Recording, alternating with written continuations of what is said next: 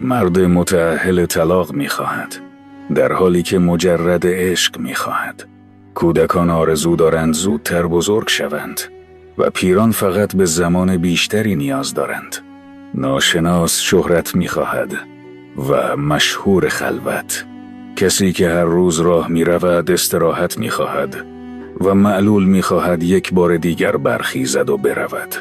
ثروتمند سادگی می‌خواهد و فقیر رفاه. جوان عجله دارد که زندگی کند و پیر پشیمان است که عجله کرده. سالم ارزش بدنش را نمی‌داند و بیمار تنها آرزوی سلامتی دارد. کسی که همه چیز دارد اغلب خلأ را احساس می‌کند و کسی که هیچ ندارد به فردا ایمان دارد. ما همیشه چیزی را می‌خواهیم که نداریم، اما خوشبختی در این است که آنچه داریم را قدر بدانیم.